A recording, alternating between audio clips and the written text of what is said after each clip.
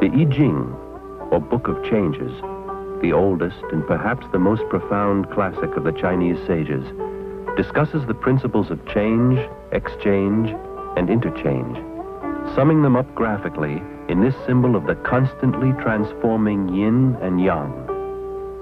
The Chinese name for this symbol is Taiji, which means supreme ultimate, from which comes the name of this art, Taijiquan.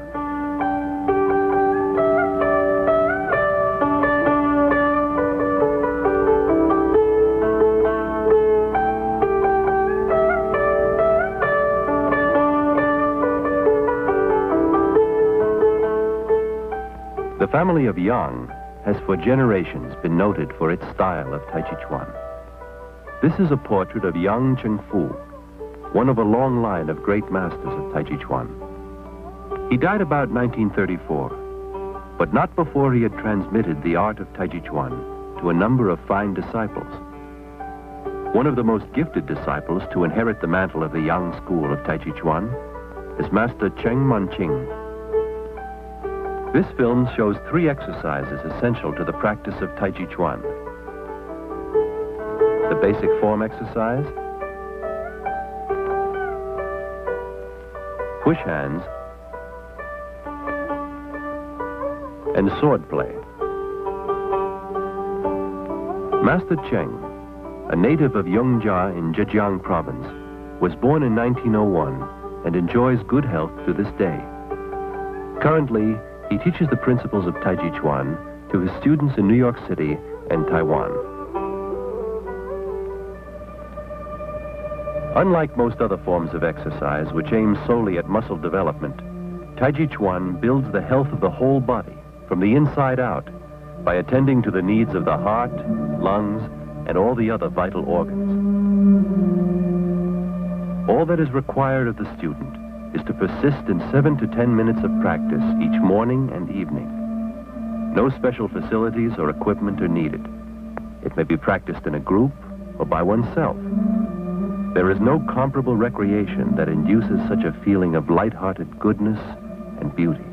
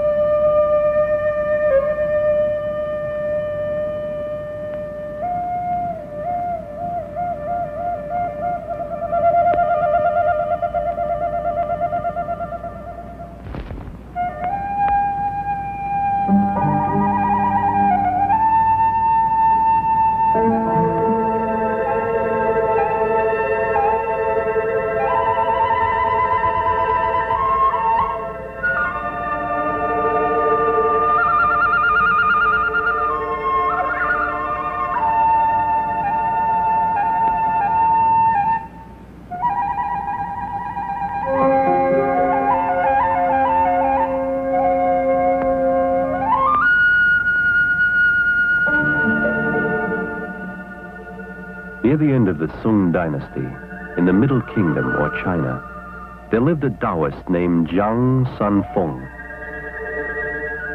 Tradition has it that while watching the movements of a snake defending itself against a bird, he conceived the idea of substituting suppleness and pliability for rigid, hard-hitting force. From this revelation grew a system of physical culture and self-defense that the world had never before seen.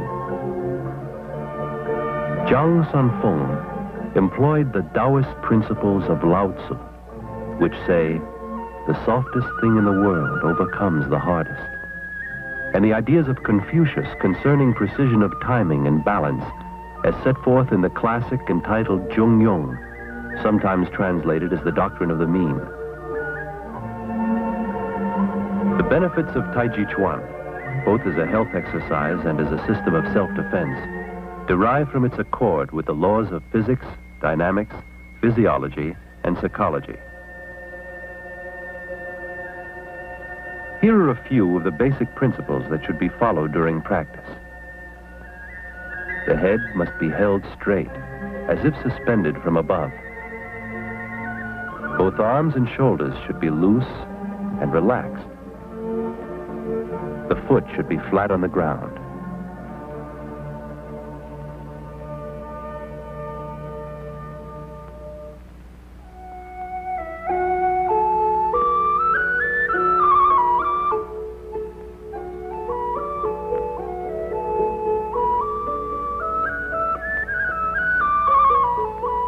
Relax all over. Let each breath sink down into the abdomen. Let the arms and legs follow the movements of the waist and hips so that all body parts move in unison. No one part should resist moving with the whole or attempt to move separately.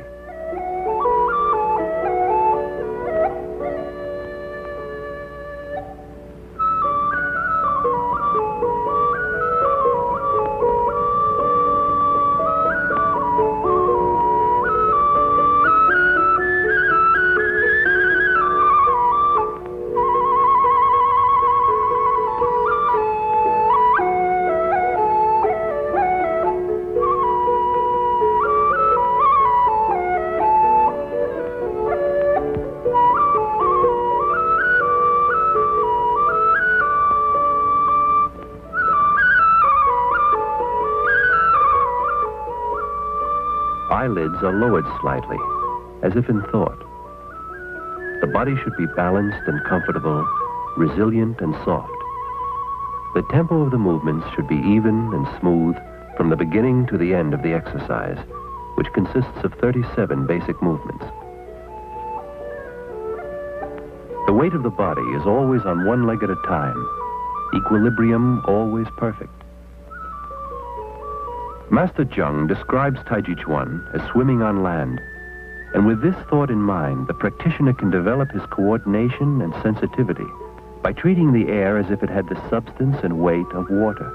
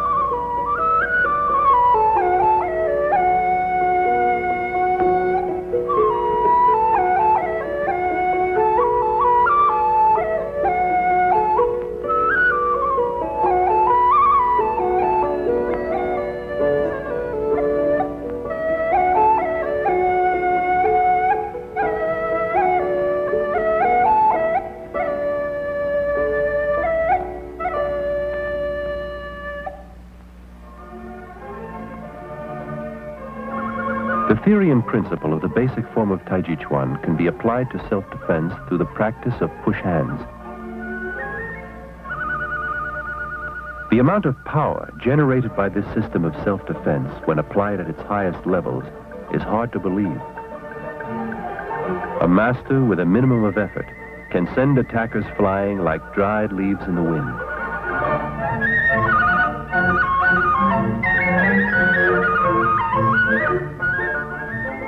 The goal is to relax completely and avoid interfering with the other man's force.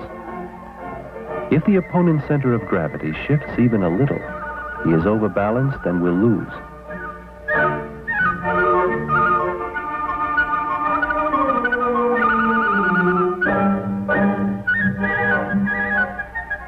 If you understand timing and balance, you're standing on the ground of victory. Push hands practice incorporates a series of fundamental moves, which together are known as grasping the sparrow's tail. The individual moves are called ward off,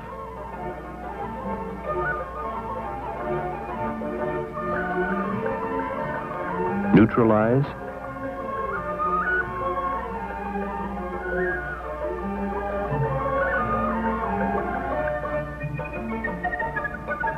press,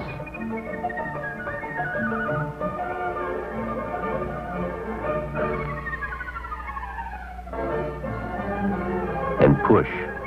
Push hands practice develops sensitivity of touch, precise timing, and a stable center of balance. It trains one to let go of his egotistic impulses and to follow the moves of his partner. Through diligent practice over a period of time, and with the proper teaching, the self-defense application will become clear.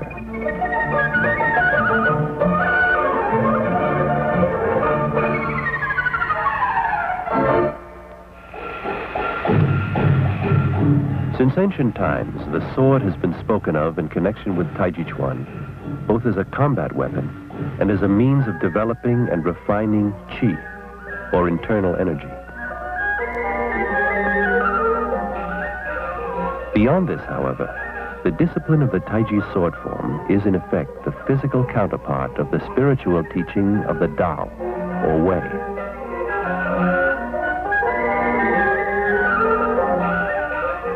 Practice of the sword form, along with the basic 37 movements of Taichichuan, aids our understanding of the great unity of heaven, earth, and man.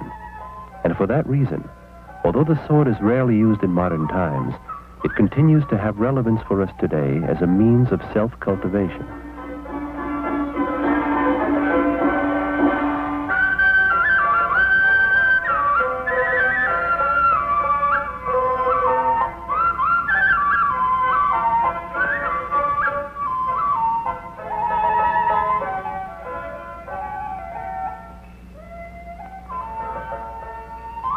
The significance and enjoyment, the relaxed and graceful movement of the sword form are not to be described in words. They must be experienced.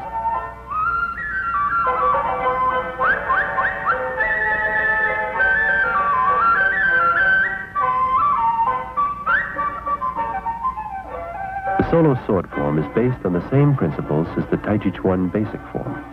That is, the movements are slow and relaxed. The top of the head seems to press against heaven. The sole of the foot is as if rooted in the earth. The breath is focused in the abdomen, and the internal energy flows clear to the tip of the sword, which is treated as an extension of the hand. The entire body is relaxed and free-moving throughout. Notice the light and graceful footwork.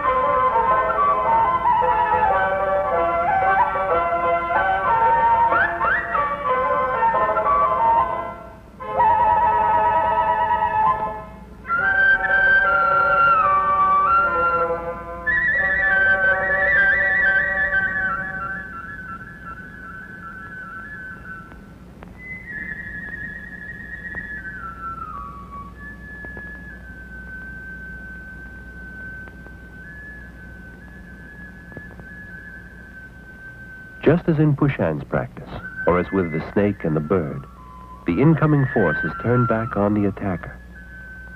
The swords should not clash. The incoming force is dissolved. One should give up the self and follow the opponent through, moving in harmony with him. One attacks the opponent's wrist in order to disarm him. A basic principle of this art is that in any action, the whole body must be made as light and free-moving as possible. So light that the addition of a feather will be felt for its weight, and so free-moving that a fly cannot light on it without setting it in motion.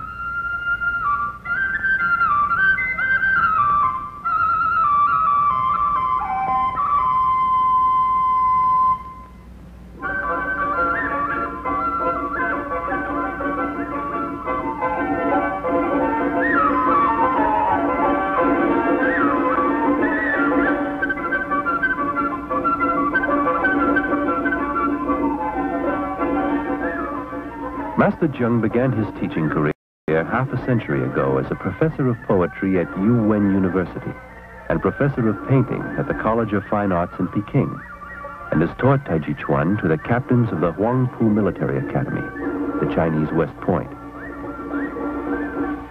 He is a scholar, poet, calligrapher, and a painter, as well as being a doctor of traditional Chinese medicine. Above all, he is ancient China alive today. relating to Westerners the best of an ancient civilization which still lives and is perpetuated by principles which have survived to the present time. Through his teaching of Tai Chi Chuan as a Tao, or way of living, Master Cheng is assuring the continuing life of this ancient and esteemed Chinese art.